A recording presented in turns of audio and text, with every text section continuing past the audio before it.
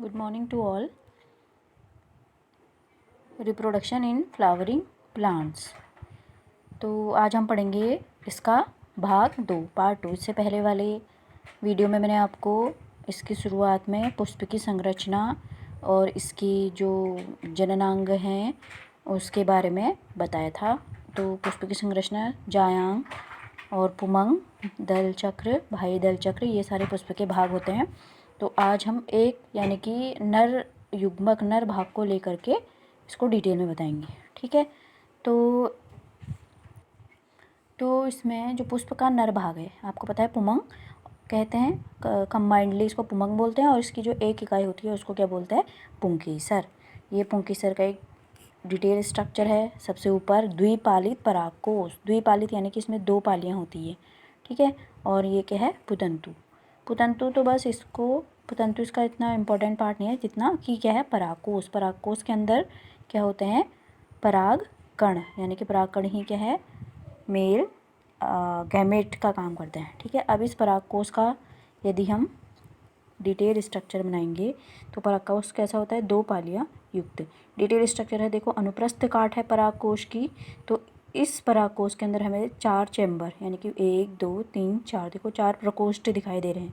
ठीक है। इन 4 प्रकोष्ठ में ही परागकणों का निर्माण होता है, और प्रकोष्ठों को हम एक तरह से कह सकते हैं लघु बीजाणु धानी। तो लैंगिक जनन जब हम पुष्पों में पढ़ रहे हैं तो लघु शब्द हमेशा किसके लिए यूज़ होता है, नर युग्मक के लिए, नर भाग के लिए लघु बीजाणुधानी। और अगर ये मादा बीजाणुधानी होती तो उसको हम बोलते गुरु बीजाणुधानी, यानी कि लघु शब्द माइक्रोस्पोरेंजियम किसके लिए यूज़ होता है, नर भाग के लिए। हमेशा लघु शब्द आगे भी आएंगे तो वो किसके लिए यूज़ होता है, नर भाग के लिए। ठीक है। तो आगे बढ़ते हैं। तो ये जो 4 प्रकोष्ठ आपको दिखाई दे रहे हैं, परागकोश के अनुप्रस्थ काट है 1 2 3 और 4, इसी के अंदर परागकणों का निर्माण होता है। ठीक है। 4 चैम्बर हैं, प्रकोष्ठ हैं, लघु बीजाणुधानी यानी कि बीजाणु लघु छोटी, बीजाणु बीजाणु यानी कि ये नरयुग्मक, धानी यानी कि इनको कैरी करने वाली, इनको अपने में कैरी करने वाली लघु बीजाणुधानी में लघु बीजाणु या नरयुग्मकों का क्या होता है, निर्माण होता है। ठीक है। यही जो परागकण है यही लघु बीजाणु बोलते हैं इनको, और या फिर इनको नरयुग्मक बोलते हैं। ठीक है। तो लघु बीजाणु जनन, अब लघु बीजाणु यानी कि क्या, नरयुग्मक, जनन यानी कि क्या, इनका निर्माण, तो माइक्रोस्पोरोजेनेसिस। ठीक है। यानी कि कोई चीज़ बन रहा है तो जनन आएगा, यानी कि लघु बीजाणु नरयुग्मक कैसे बनते हैं। अब ये क्या है, आपका एक सिंगल पराग कोश है। ठीक है। परागकोश के अनुप्रस्थ काट मैंने आपको दिखाया था, इसका डिटेल स्ट्रक्चर हम देखेंगे। ये जो 4 चैम्बर वाला प्रकोष्ठ है, कैसे परागकणों का निर्माण होता है, कैसे परागकण बनते हैं मैच्योर स्टेज में, ये देखेंगे। तो सबसे पहले इसमें क्या होता है, हाइपोडर्मल सेल, अधोस्तरीय कोशिका। ये जो इसका एपिडर्मल है यानी कि बाह्य कला है, इसके अंदर जो ये सेल है, जितने भी ये सेल हैं, ये हाइपोडर्मल सेल, ये क्या हो जाती है, विभाजित होती है, मोटी होती है और विभाजित होने लगती है। ठीक है। ये वाली जो बाह्य कला है, बाह्य स्तर, ये मोटी होने लगती है। ठीक है। हाइपोडर्मल सेल यानी कि अधोस्तरीय कोशिकाएं क्या होने लगती है, मोटी होने लगती है, विभाजित होने लगती है, आकार में बढ़ने लगती है।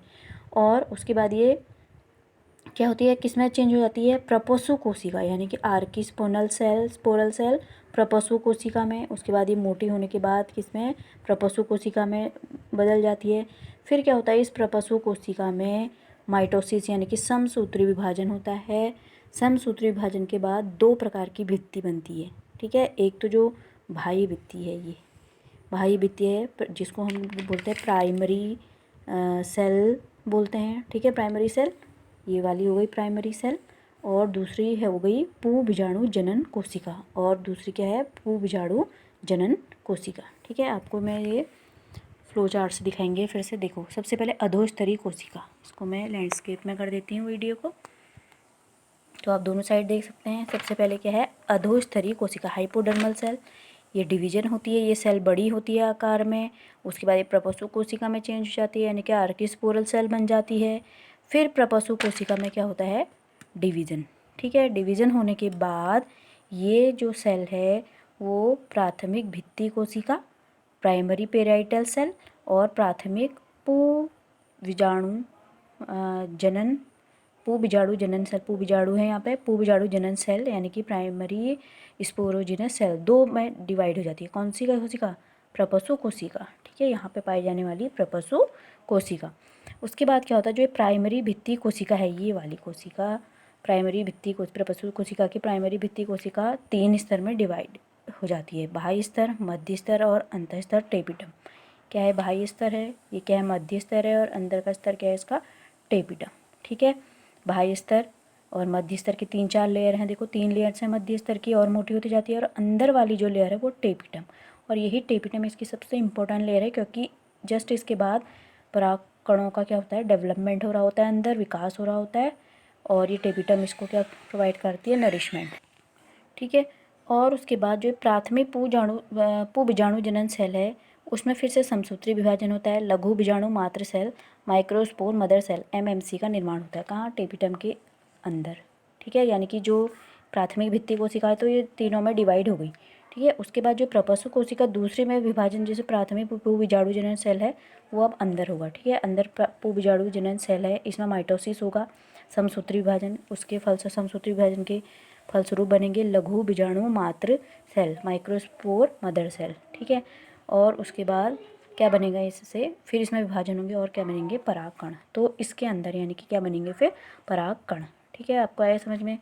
इस फ्लो चार्ट के थ्रू आपको ये क्या हो जाएगा? क्लियरली समझ में आ जाएगा। बार बार ये वीडियो को देखना और आप समझ पाएंगे। ठीक है, तो यहाँ बनेंगे परागकण, और ये इनको क्या प्रोवाइड कराएगी? नरिशमेंट, यानी कि पोषण प्रदान करेगी। ठीक है, तो अब देखो परागकण, ये परागकोश के अंदर कई सारे इसी प्रकार से विभाजन होते रहते हैं, कई सारे परागकण क्या हो जाते हैं? बन जाते हैं। अब इसमें एक परागकण की संरचना, कई सारे परागकण बनते हैं, असंख्य। तो इसमें एक परागकण की डिटेल संरचना दिखाएंगे कि किस प्रकार से इसका क्या होता है? आगे जनन होता है। तो एक परागकण का ये डिटेल स्ट्रक्चर है, इसमें 2 लेयर होती है, एक होती है इंटाइन और बाहर वाली होती है एक्साइन। आप बाहर वाली लेयर देख सकते हैं, इसमें ऑर्नामेंटल है, यानी कि ये डिज़ाइन वाली है कुछ लेयर, और हार्ड होती है, और ये लेयर में एक ऐसा पदार्थ पाया जाता है, केमिकल पदार्थ, जिसको क्या बोलते हैं? स्पोरोपोलेनिन। ठीक है, स्पोरोपोलेनिन इस पोलन ग्रेन को बाह्य आघातों से इसकी क्या करता है? रक्षा करता है खुद, और इस पोलन ग्रेन का अपघटन नहीं होने देता है। ठीक है, टेम्परेचर है, ह्यूमिडिटी है, उससे इसका क्या करता है? रक्षा करता है। कौन? स्पोरोपोलेनिन, बहुत इंपॉर्टेंट है स्पोरोपोलेनिन। ठीक है, और ये एक्साइन है, और इसमें एक छिद्र होता है, जनन छिद्र, क्योंकि जब ये निषेचन के लिए जाता है तो ये जनन छिद्र से एक ट्यूब डेवलप होती है, जिसको क्या बोलते हैं? Pollen tube. ठीक है, जनन छिद्र। ठीक है, ये जर्मिनेट होगी तब ये इसको लेके जाएगी किसमें? मादा युग्मक के पास, यानी कि अंडाशय के पास। तो ये जनन छिद्र है। उसके बाद अंदर वाली लेयर होती है इंटाइन, इंटाइन बनी होती है पेक्टोसेलुलोज की। ठीक है, तो जो इंटाइन लेयर है वो किसकी बनी होती है? पेक्टोसेलुलोज की। ठीक है, इंटाइन बनी होती है पेक्टोसेलुलोज की, और एक्साइन यानी कि बाह्य लेयर जो बनी होती है वो बनी होती है स्पोरोपोलेनिन की। ठीक है, इसी स्पोरोपोलेनिन की वजह से बाह्य आघातों से पोलन ग्रेन की परागकण की क्या होती है? सुरक्षा होती है। और इसके अंदर होता है एक न्यूक्लियस, ये तो बात का मैंने बनाया है। इसके अंदर होता है एक न्यूक्लियस। ठीक है, जिसको जनन के इसको न्यूक्लियस केंद्रक बोलते हैं। बाद में ये न्यूक्लियस 2 टाइप के केंद्रक में डिवाइड हो जाता है। पहला एक बड़ा और एक छोटा।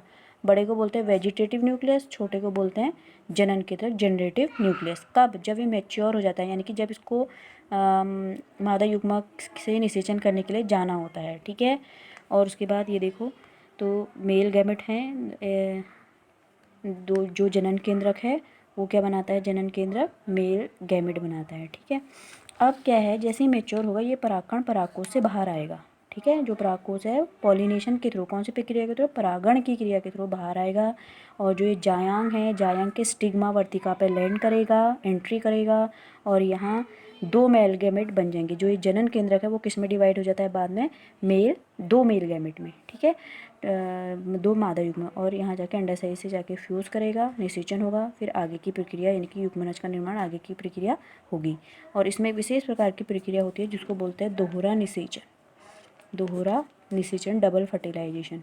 ठीक है, दोहरा निषेचन। अभी फ़िलहाल वो मैं आपको नेक्स्ट वीडियो में बताऊँगी। फ़िलहाल आप इस वीडियो को 2-3 बार अच्छे से इसको देखना और इसके नोट्स बनाना। ठीक है, तो आज की वीडियो में इतना ही। दोहरा निषेचन पढ़ेंगे, यानी कि इससे आगे की क्रिया पढ़ेंगे। पहले हम मादा युग्मकों का निर्माण की प्रक्रिया पढ़ेंगे। तो ये दूसरा पार्ट है, क्योंकि ये जो चैप्टर है ये बहुत लेंदी है, इसलिए इनको हम पार्ट्स में डिवाइड करेंगे। ठीक है।